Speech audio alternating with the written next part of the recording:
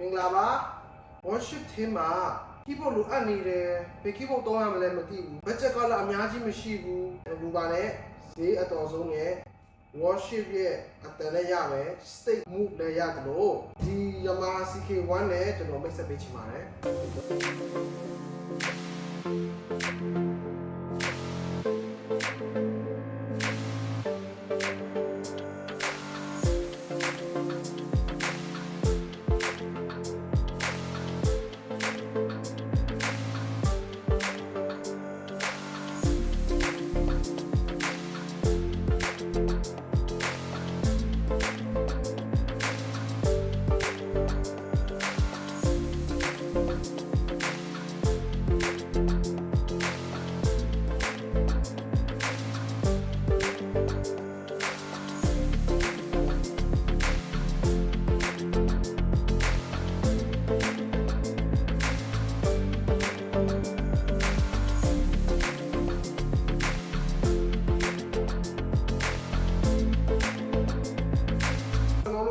box လောက်လိုက်ပြီအထဲမှာဘာတွေရှိလဲဆိုတော့သူ့ရဲ့ menu စာအုပ်ရှိတယ် adapter ရှိတယ်ဒီ menu ကတော့အရင်လုံးကလို့မဟုတ်တော့ဘဲနဲ့မပြောက်စီနေတော့မဟုတ်ဘဲနဲ့ပြောက်သွားလဲပြီး online မှာ download လုပ်ဆယ်လို့ရတယ်ဆိုတော့ menu စာအုပ်က digital နဲ့လည်းရတယ်ပြောက်သွားလဲသိနေတာမရှိဘူးเนาะကြည့်ရမယ်ဆိုရင်ဟိုကနဲ့တော်တော်တူတယ်တော့ Yamaha series အမြင့်စား CP တော့เนาะ CP နဲ့တူတယ် YC နဲ့လည်းတူတယ်ဒါ CP နဲ့ YC ရဲ့သူ့ရဲ့ကလေးပေါ့သူ့ရဲ့ငွေလာတဲ့ကလေးလေး CK61 ပေါ့နော် keyboard က61လည်းရှိတယ်88လည်းရှိတယ်နှစ်ခုရှိတယ်88ကတကယ် piano weight နဲ့ full range ဖြစ်တယ်ဒီကောင်က61ဒီကောင်ကဒီခုကကျွန်တော်အသွားလာနဲ့သွားလာတော့အသေးသွားလို့ပေါ့နော်အရင်စင်ပြေတယ်ကျွန်တော်8လေးနဲ့ဆိုလဲလိုပဲပေါ့နော်ခရီးထွက်ဆိုအဆင်ပြေတယ်ဆိုတော့ဒီကောင်ကကျွန်တော်တို့နာမည်ကြီးတဲ့ not state 3တို့ state 4နဲ့တော်ဘူးတယ်ဒီဘက်ကျတော့ organ section ပါတယ်ဒီမှာကတော့เนาะကျွန်တော်ခုနပြောသလိုဒီမှာ light set ပေါ့နော်ဒီရဲ့ main နဲ့ပတ်သက်တဲ့ screen နဲ့ပတ်သက်တာအရာတော့ဒီဘက်ကျတော့ effect နဲ့ဆိုင်ပြီးရင်လည်းဒီကောင်ကဘာပါတယ်ဆိုရင်ကျွန်တော်အနောက်မှာကြည့်ရင်တက်ခဲလို့ရတယ်เนาะဒီမှာကျွန်တော်အစ်စ်ဆိုတော့သူကဖိတ်ထားပါတော့ဒီမှာတက်ခဲလို့ရတယ်ပြီးရင် speaker ပါတယ်ညာတော်များဒီလိုမျိုးဆိုရင်လုံးဝ speaker မပါဘူးကျွန်တော်ရဲ့ဒီအနောက်မှာတွေ့ရလို့ဒီ Multi X7 ဆိုလည်းမပါဘူးเนาะအရင်တော့ကျွန်တော်သုံးတဲ့ဒီစိတ်ခေါက်ဒီစိတ်လည်းမပါဘူးဒီကောင်က speaker ပါတယ်တော်မိုက်တယ်ပေါ့နော်အရင်မိုက်တယ်အနောက်မှာကြည့်ရင်ကျွန်တော်တို့တွေ့ရလို့ဘာပေါက်လို့ပါတယ်ဆိုတော့ output not left right ပါမယ် AD ပါမယ် input နဲ့ပြီးရင် foot ပတ်တော့1 2ပြီးရင် speaker on off ဆိုတဲ့ clock လေးတက်ပါတယ် speaker ခုနားပိတ်လာဆိုတဲ့တစ်ခေါက်လေးလုံးပါတယ် MIDI in out ပါမယ် USB ပေါ့နော် USB about flash drive နဲ့ဒါမှမဟုတ် USB host เนาะဒီ host ဒီကျွန်တော်ကွန်ပျူတာနဲ့ချိန်လို့ရတယ်လို့ဒီဘက်ချမ်းမှာဖုန်းပေါ့နော်ကျွန်တော် legend နဲ့ဖုန်းလေးနဲ့ပါတယ်ဒီဘက်ဘယ်ဘက်ချမ်းမှာဆိုရင်ကျွန်တော်တို့ on off plug out သူ့ရဲ့ about 12 volt plug out နဲ့ adapter နဲ့ကျွန်တော်တို့သုံးရတယ်ဆိုတော့ကျွန်တော်တို့အထက်ကဘာရှိရလဲစကြည့်အောင်နော် Okay ဒီမှာတွေ့ရင်ကျွန်တော်တို့ keyboard ကပေါ့နော် 3 part ရှိရပေါ့နော်ဒီအလဲကဒီကောင်ကကျွန်တော်တို့ရဲ့ control ဖြစ်မယ် screen ရှိမယ် cloud တွေဟိုတော့ fashion တို့ဘာလို့ဟိုနော်ဒီရနဲ့ menu နဲ့ပတ်သက်တာတို့ဒီဘက်ချမ်းမှာဒါနဲ့ပတ်သက်တာဖြစ်တယ်ဘယ်ဘက်ချမ်းဆိုရင် organ section ပေါ့နော် organ section ပြီးရင်ညာဘက်ချမ်းက EQ နဲ့ပတ်သက်တာတော့ attack တို့ပြီးရနဲ့ type တို့ပေါ့နော် reverb တော့မှတက်ထည့်ပေးတယ် reverb ရှိမယ်EQ နဲ့ဆိုင်တာ high mid low ရှိမယ်ဒီကောင်တွေကဒီ effect နဲ့ပတ်သက်တဲ့အရာတွေပေါ့နော်ပြီးရတယ်စက်ဖွင့်တော့တော်ပြန်တယ်ကျွန်တော်လည်းရမ်းกว่าဒါစက်ဖွင့်တော့တော်ပြန်တယ်ပိတ်နေဖွင့်မနော်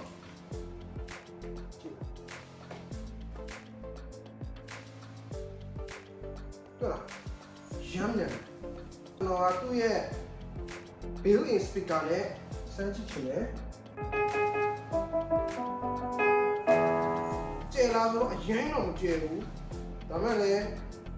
မရှိတာနဲ့ဆိုင်တော့ကောင်းတာပေါ့မဟုတ်ကျွန်တော်မရှိဘူးဆိုရင်ကျွန်တော် headphone နဲ့သုံးရတယ်ဒါမှမဟုတ်လည်းကျွန်တော်ဒီ speaker နဲ့ပေါ့နော်သုံးရတယ်ဆိုတော့ ဒါကတော့အင်ဒီနော်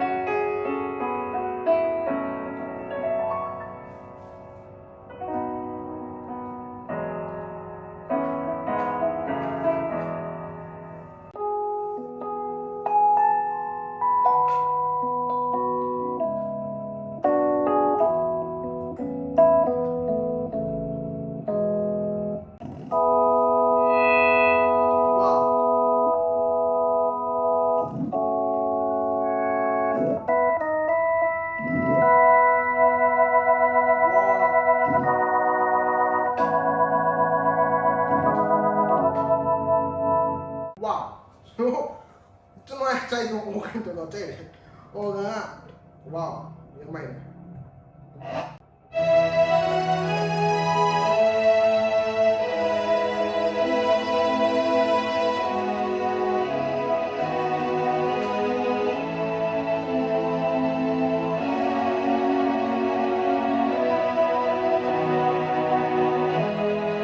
โอเค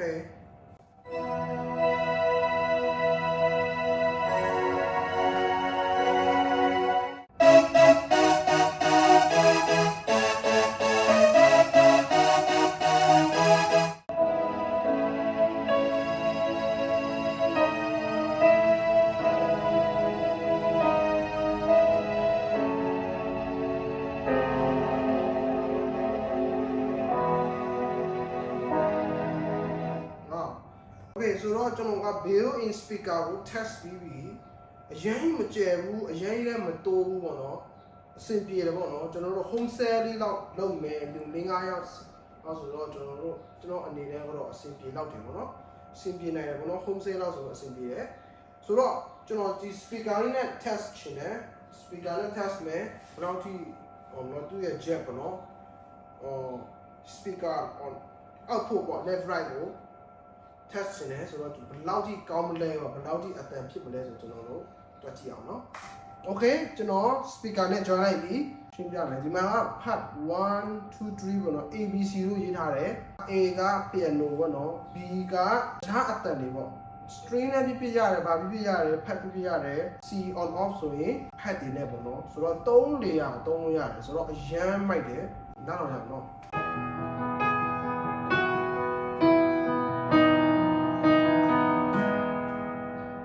let's string ခဲ့မယ် string ကိုကျွန်တော်နည်းနည်းလေး short လိုက်မယ်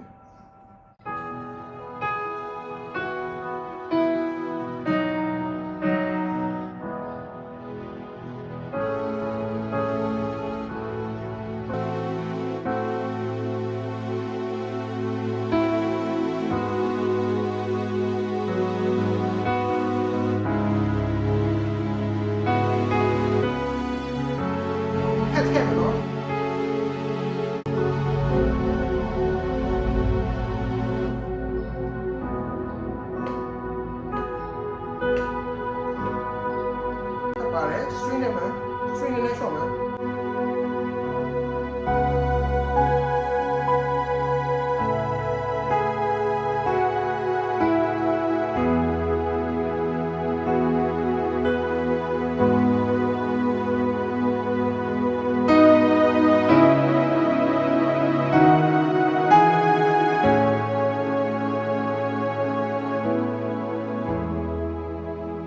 โอเค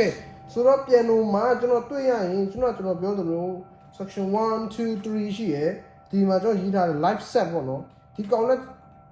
live ကိုချက်ချင်းကိုတန်းတုံးချက်ချင်းတန်းပိတ်အဖွင့်အပိတ်ကိုအလင်းမြန်စွာတုံးရတယ်ဆိုတော့ on piano ချက်ချင်းတန်းလာတယ်ဆိုရင် piano ကိုတုံးလိုက်ရပြီ piano မှာကျွန်တော် piano မကြိုက်ဘူးဆိုရင်ဒီမှာလောက်ဒါမှမဟုတ်လဲဒီနားမှာတစ်ခေါက်သေးပေါ့နော်ဒီကျိုးလိုချင်တဲ့ဟာကို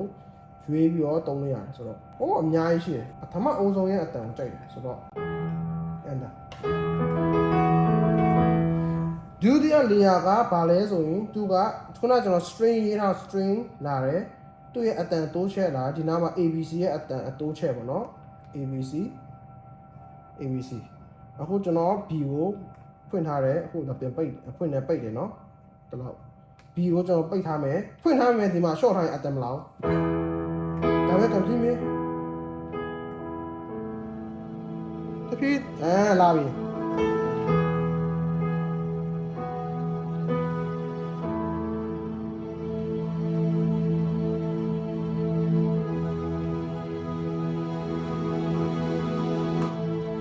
string မဲ့လာတော့ကျွန်တော်ပြန်လို့ short လိုက်ပြီ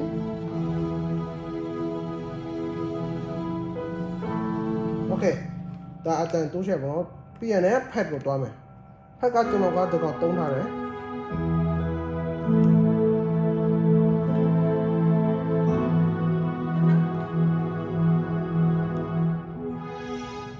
ဒါပေမဲ့ကျွန်တော်ဒီကောင်ကိုကြိုက်တယ်ပေါ့နော်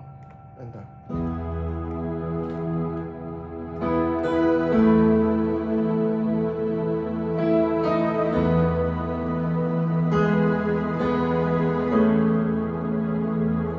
string နဲ့မှာ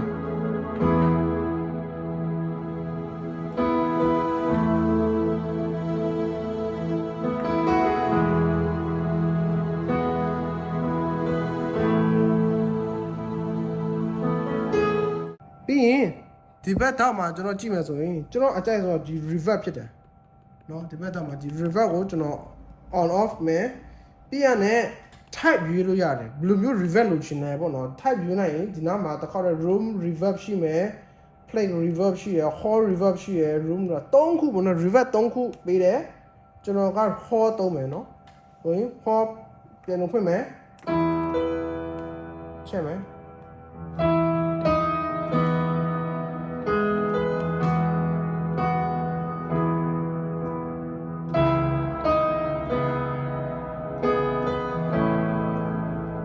ထည့်မယ်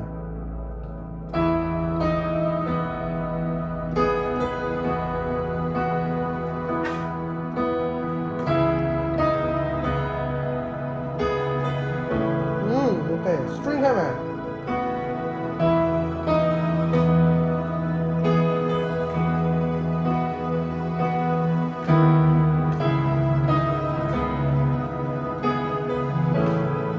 okay organ ဆိုတော့ဒီကောင်ဖွင့်ပြီဆိုတော့ဒီကောင်ကကျွန်တော်တို့ stop ရှိတယ် space ရှိရပေါ့နော်ဒီမှာမလာဘူးကျွန်တော်ကအတန်ပိတ်ထားလို့ပြန်နေဒီကောင်ကတခြားတန်တယ်ဒီတာတန် string pat lit okay organ ကိုနည်းနည်းပြချင်တယ် organ ကခုနကျွန်တော်ဖွင့်ထားတယ်ဒီမှာ parameter တွေအကုန်ပါတယ်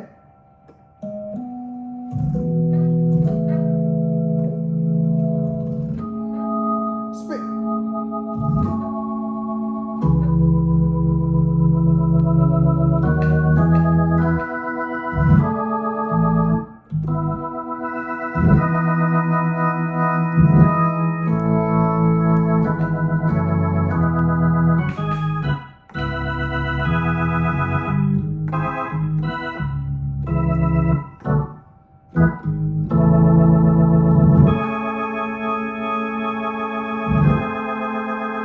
ဒီကောင်လိုအတန်မလို့ organ ရဲ့ section ပါတယ်အရင်မိုက်တယ် organ တော့ကျွန်တော်ယူရ type အများကြီးရှိရယ် speed တွေလည်းရှိရယ် transpose ဆိုတဲ့ဒီနားမှာပါမယ်ပြီးတော့ uptick ကိုရွေးလို့ရတယ်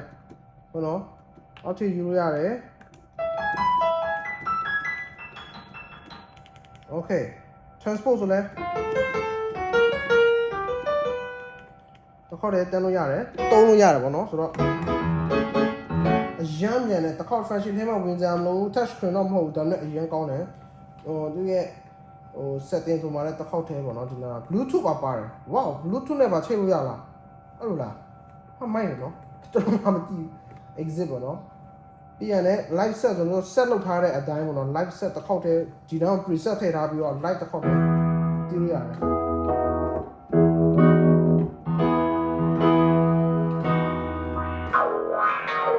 ဆို တော့ကျွန်တော်အကယ်၍ live set ထဲမှာတချင်းတွေလုတ်ထဲထားမယ်ဆိုရင် number 1ကတချင်း number 1ပေါ့အပြင်ကျွန်တော်ချိန်ထားမယ်ဒီထဲမှာထည့်လိုက်မယ် number 2လည်းချိန်ထားမယ်ဒီထဲမှာထည့်မယ် number 3လည်းချိန်ထားမယ်ဒီထဲမှာထည့်မယ်10ပုတ်ရတယ် section တစ်ခုမှာဘယ်သူမှ press on worship ထဲမှာ10ပုတ်သလိုမသုံးဘူးပေါ့နော်ဆိုတော့ဒီကောင်ကအရန်မြန်တယ်အရန်ကောင်းတယ်တစ်ခေါက်သေးပေါ့နော်10ပုတ်စလုံးတန်းတီးလို့ရတယ်နံပါတ်4နံပါတ်5ပုတ်တီးနာ4ပုတ်တီးမှာတန်းနှိပ်တဲ့တစ်ခေါက်သေးဘာမှနှိပ်စရာမလိုတော့ဘူးချိန်ထားပြီးသားပဲချိန်ထားပြီးတော့လည်းစိတ်ထဲထားရင်ကျွန်တော်တို့အလွယ်တကူနဲ့အမြန်ဆန်နဲ့လျင်မြန်စွာနဲ့ချက်ချင်းတုံးပြလို့ရတယ်ဒီနောက်မှာလည်းကျွန်တော် parameter တွေရှိမယ်ဒီနောက်မှာ graph တွေပါတယ်ဒါတွေကတော့အသေးစိတ်မသွားတော့ဘူးဆိုတော့ဒီကောင်တွေပါမယ် EQ တွေပါမယ်တချင်းပြန်လို့တန်ကကျွန်တော်ကဟို low မကြိုက်ဘူး high မကြိုက်ဘူးဒီနားမှာတစ်ခေါက်တည်းပေါ့နော်ကျွန်တော်ဖတ်ခဲ့တစ်ခေါက် okay ဒီကောင်ကိုကျွန်တော်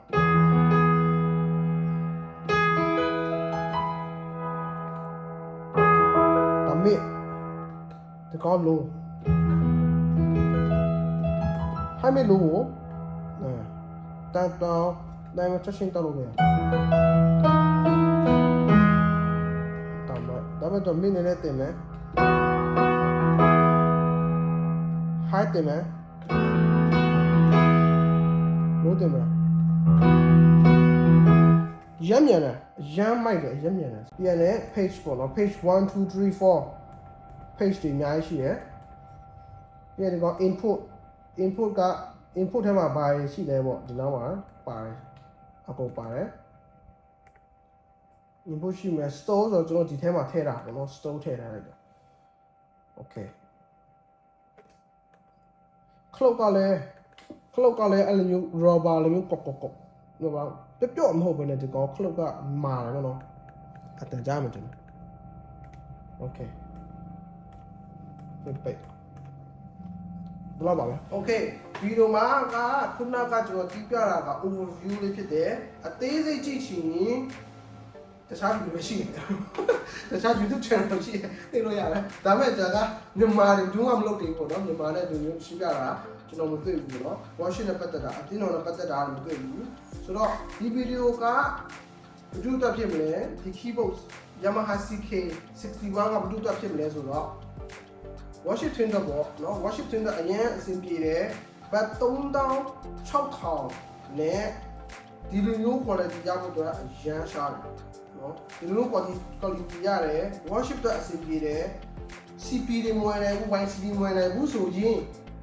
keyboard ဝယ်ပါ not တွေလည်းမွေးနိုင်ဘူးဒီလိုယူပါတော့ not လို့ feeling လို့ရှင်းတယ်ပေါ့နော် organic လို့ရှင်းဒီကောင်ရှိရယ်ဘေးမှာ organ ပါတယ်ပေါ့နော်ဘေးမှာလုံးဝ organ section တက်တောင်ထားပြီးတယ် organ ရဲ့ဟာတွေပါတယ်ပြီး cloud တွေအကုန်လုံးက fashion ထဲမှာပုံပဲနဲ့ cloud တွေမှာပေါ့နော်ဒီလိုမျိုး feeling တွေရဖို့တက်တော့ဒီလိုမျိုးမှာပဲရှိတယ်ဒီလို keyboard မျိုးစားမှာပဲရှိတယ်ဒီလိုမျိုး CP လို့ YC လို့ပေါ့နော် CP keyboard တော့မှ organ ဘာမှမပါဘူး YC မှာမှပဲပါတယ်ပေါ့နော်ဆိုတော့ဒီလို organ ဘာလို့ရှိရင် YC လို့ပဲရမှာဒါပေမဲ့ဒီစည်းနဲ့ organ ပါတယ်ဆိုတော့အရန်အဆင်ပြေတယ် layer လည်း3 layer 3ရတယ် ABC ခွင့်ရတာပိတ်တာလွယ်တယ်အတက်ချက်ချင်းလောက်တာလွယ်တယ် live set တွေပါတယ်8 set တော့ပေါ့နော်10ခုတော့ပါတယ်တစ်ခေါက်ထဲချိန်ထားပြီးတော့တချင်းကိုတပုတ်ချိန်စာလုံးပဲနှိမ့်လိုက်ရုံပဲတစ်ခေါက်နဲ့တန်ပြီးပေါ့နော်အရန်မိုက်တယ်တော့အရန်ကြိုက်တယ်ဒီလို keyboard တွေမှာချင်းတယ်ဒီလို keyboard တွေတိချင်တယ်ပေါ့နော်တခြား keyboard တွေအကြောင်းအရာတိချင်တယ်ဆိုရင်ကျွန်တော်ရဲ့ messenger မှာဆက်သွယ်လို့ရတယ်ဒါမှမဟုတ်လည်း IG တော့၎င်းပေါ့နော်ကျွန်တော်ရဲ့ page မှာ၎င်း YouTube channel ကနေကြည့်ရင်ဆိုလည်း YouTube channel မှာ comment ရေးထားပါ comment မှာကျွန်တော်ပြန်ဖြေပါတယ်ပေါ့နော်ဆိုတော့ comment ကနေတစ်စင်းကြောချက်ပေါက်ထဲဆိုပေါ့နော်ဆိုတော့စကားပြောလို့ရတယ် keyboard ပဲမဟုတ်ဘူး microphone တို့ in ear တို့ပေါ့နော် in ear monitor တို့ဒီမျိုး recording နဲ့ပတ်သက်တဲ့အကြောင်းအရာတို့ chat system တို့ PA system တို့တည်ချင်ရင်ကျွန်တော်မေးလို့ရတယ်မှာချင်တယ်ဆိုလည်းကျွန်တော်ဆီကတစ်စင်းမှာလို့ရတယ်ကျွန်တော်ကပေါ့နော်ဒီ Thai နိုင်ငံဘန်ကောက်ကနေမှာတယ်ဒီကောင်မှာအရမ်းမြန်တာပေါ့နော်တရက်ပဲရှိတယ်2ရက်နဲ့ကျွန်တော်လက်ထဲမှာရောက်ပြီဆိုတော့အရမ်းမြန်တယ်ဒီ keyboard ကအတင်းတော့တဘားကနေမှာဖြစ်တယ်ဆိုတော့ကျွန်တော်ဆီကမှာတယ်ကျွန်တော်မှာပေးတယ်ကျွန်တော်က unboxing လုပ်ပြီးတယ်ဆန်းပေးတယ်ပေါ့နော်အကုန်အဆင်ပြေတယ် Washington ကတော့လုံးဝရမိုက်တယ်နော်အခုမှပဲစသုံးဘူးတယ်ဆိုရင်အရန်လွယ်တယ်တို့ကျွန်တော်ရဲ့ပုံကြီးဖို့ဆိုရင်